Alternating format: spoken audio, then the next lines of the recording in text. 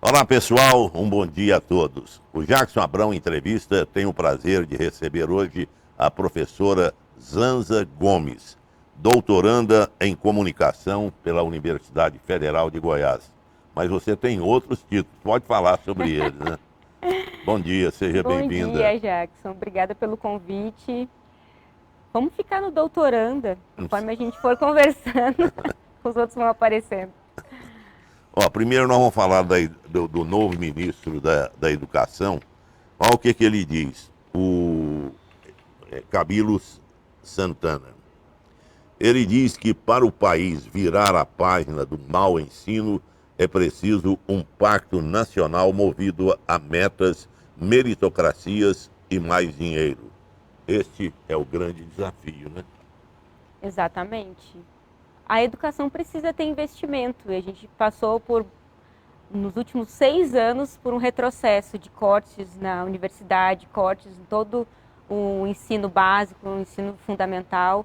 Então, o investimento ele é extremamente necessário para que a gente consiga avançar, inclusive os impactos que a pandemia fez, né, no ensino, né? Esse distanciamento do ensino presencial, esse distanciamento do convívio na sala de aula, isso tudo precisa agora ser reformulado, reajustado a partir das novas demandas, né? Zanza, todo mundo fala, a educação é o caminho para um país se desenvolver e ingressar no primeiro mundo. Falta muito para nós? Olha,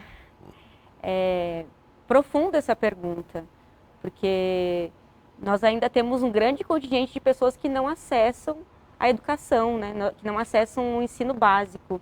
Então, acredito que a gente só vai conseguir superar essa questão quando a gente tiver acesso à educação de maneira igualitária, né? Que todas as pessoas tenham acesso ao ensino básico, acesso à universidade, acesso ao campo de trabalho, para que a gente consiga equilibrar essa conta, porque hoje ela não bate, né? O novo ministro da Educação diz que deve estar em sintonia com o novo modelo de escola que vem sendo implantado. Isso em relação ao Enem. Concorda que ele precisa de uma reformulação? Quando a gente pensa em exames avaliativos, é importante a gente entender que eles precisam estar de acordo com aquilo que vem sendo ensinado em todo o processo educativo, desde a educação básica até o ensino médio.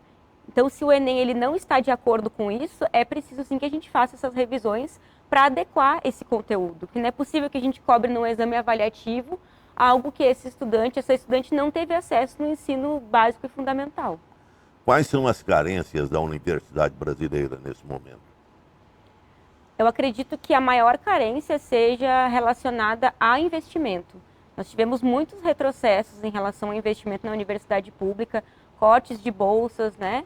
E eu acredito que a universidade ela tem um potencial transformador da sociedade gigantesco e é necessário que haja esse investimento, né? Bolsonaro foi cruel para as universidades? Sem dúvida, não só para a universidade, como para a sociedade num todo.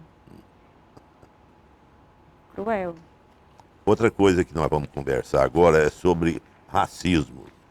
Você tem um conhecimento profundo nessa área, né? Eu gostaria que você mostrasse a importância do negro dentro da realidade brasileira e o que tem sido feito para ele efetivamente ocupar um espaço que merece dentro da realidade do nosso país.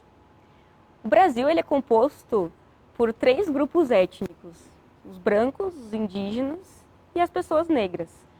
Então a importância ela deveria ser tratada num nível de igualdade. E nós não temos, tanto para a população indígena quanto para a população negra, esse mesmo valor.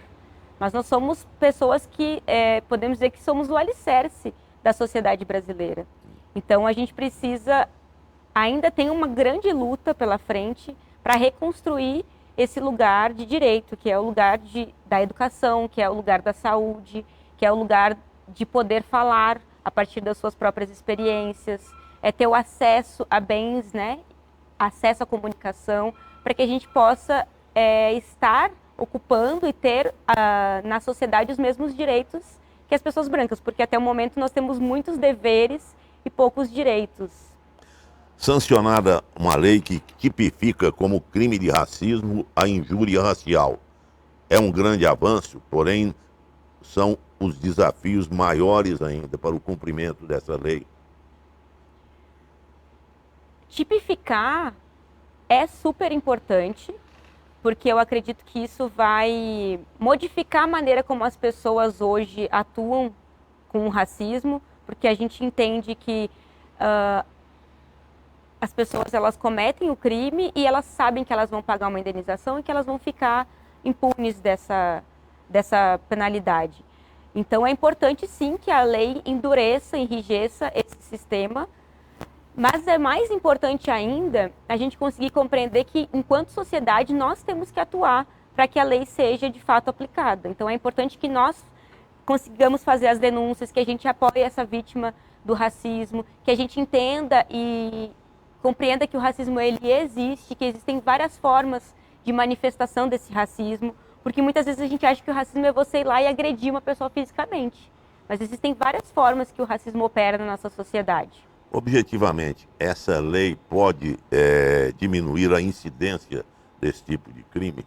Eu acredito que sim, se ela vir acompanhada dessas outras questões que são importantes, né? O acompanhamento, a denúncia.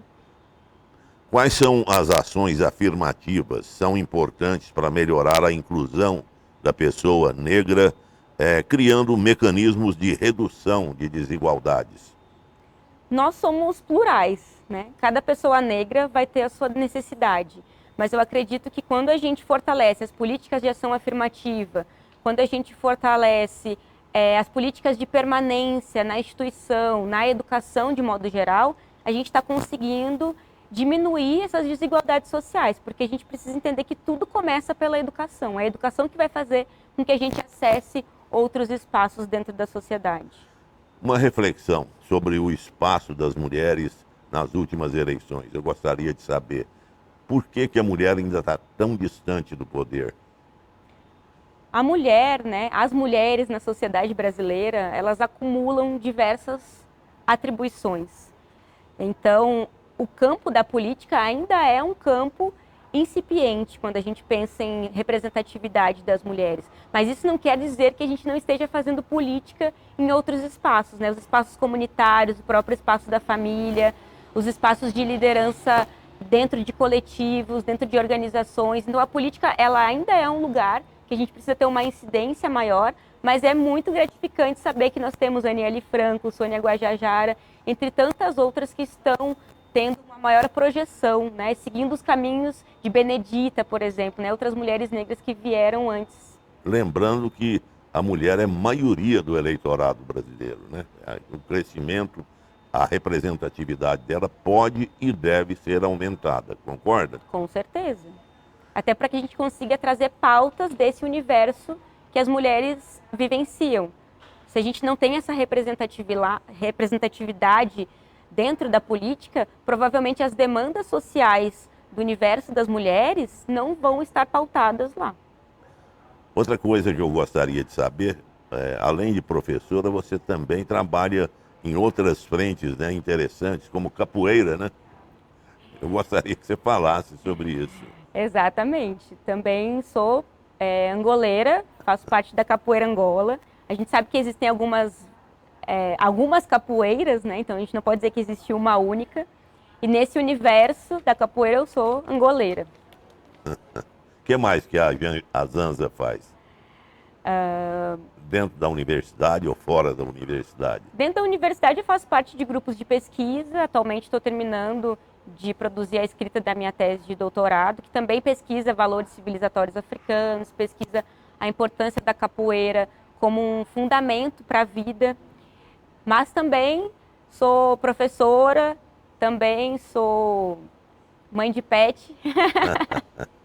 Também tenho aí as minhas frentes de militância, né? Também faço parte de grupos que lutam a favor das políticas de ação afirmativa na universidade, que discutem a questão da representatividade das mulheres negras em espaços de poder.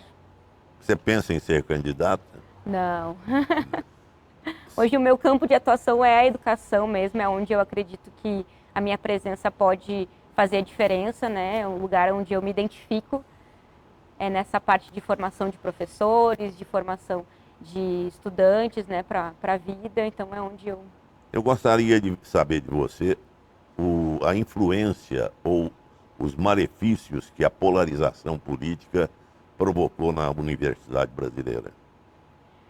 Eu acredito que existem várias questões que a gente poderia discutir a respeito desses malefícios, mas o principal que eu posso elencar hoje é a desvalorização da ciência.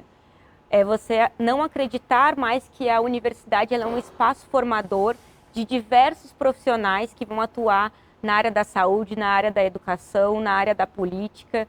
Então, essa polarização, ela desqualificou a universidade como um lugar de produção de saber, de produção de ciência, que também está em diálogo com a sociedade. Então, essa polarização no campo da política, ela influencia a maneira como a instituição atua, né? Porque a gente não tem mais essa credibilidade que a instituição tinha como campo, polo de conhecimento. Na nossa conversa antes de começar a entrevista, a gente falava sobre a perda de Glória Maria, né? Uma negra que ditou, vamos dizer, um comportamento extraordinário para todo o jornalismo brasileiro. Eu gostaria de saber a sua visão sobre Glória Maria. É lastimável para a população negra perder uma pessoa como a jornalista, mãe, uma pessoa que foi pioneira na arte do telejornalismo, cobrindo as suas matérias, levando a sua identidade, a sua personalidade, porque ela não ocupou apenas uma cadeira.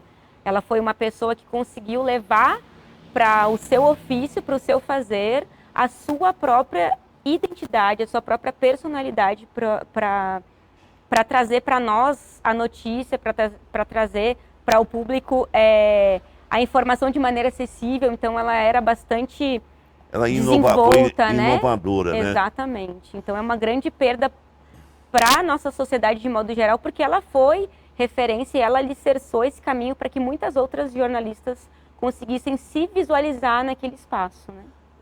Vale lembrar também que o Brasil e o mundo perderam Pelé também, né? Exatamente. Nós perdemos muitas figuras nesses últimos anos, né? Figuras bastante representativas para a população negra, justamente porque foram pessoas que tiveram a oportunidade de acessar espaços que a maioria da população não podia se ver, não tinha essa referência, né? Então, ter referências, ter pessoas que representem, que estejam em lugares de poder é bastante importante para que a gente consiga também se visualizar nesses espaços, né? Para muita gente, a universidade é um reduto de esquerda. As pessoas têm essa leitura, talvez, essa ala mais conservadora encaixe a universidade como um reduto de esquerda, mas eu acredito que isso se dê porque é um espaço de criticidade. A universidade é um lugar que nos ensina a olhar o mundo a partir de lentes críticas, a indagar o mundo a partir daquilo que está acontecendo. Então, ser crítico, questionar aquilo que está, a ordem imposta, incomoda a ala conservadora. As divergências entre professores na universidade não chegam a causar nenhum trauma. Eu acredito que a gente está no campo da universidade sempre tendo embates calorosos, mas também bastante produtivos, né? Você ter visões diferentes não é algo ruim. É importante você ter visões diferentes, mas a gente precisa partir de uma base comum para que a gente consiga estabelecer diálogos, né? A gente pode vir de universos completamente diversos, mas ter uma base de diálogo é saudável dentro do campo da universidade. Eu gostaria que você comentasse uma frase do novo ministro da Educação, Camilo Santana, que fala o seguinte: falta ao Brasil uma cultura de planejamento. Não se vê em partidos nem governantes que passaram nas últimas décadas pelo poder embalados por uma visão de longo prazo. É uma realidade, né? Porque se a gente for pensar na Constituição do nosso país, o que a gente tem por democrático nele? A gente já teve 2 golpes. Nós sofremos ao longo da nossa história política do Brasil e isso influencia como a gente vai pensar a política de planejamento. Ontem mesmo, um dos filhos do antigo presidente comentou que ele está viajando, mas ele vai vir, né? Nós temos eleições em 2024 e ele vai governar novamente. Então, a gente ainda não teve nem esse antigo presidente sendo julgado pelos crimes que ele cometeu e ele já está pensando numa reeleição. Então, acho que esse planejamento, ele acontece dentro das bordas da política e a gente aqui, que é cidadão comum, né, não acessa isso dessa maneira. E é importante pensar que essas atuações, elas vêm também de um planejamento histórico de corrupção, de não conversa com a sociedade, mas dentro do campo político esse planejamento acontece. Zanza, você é esquerdista, não?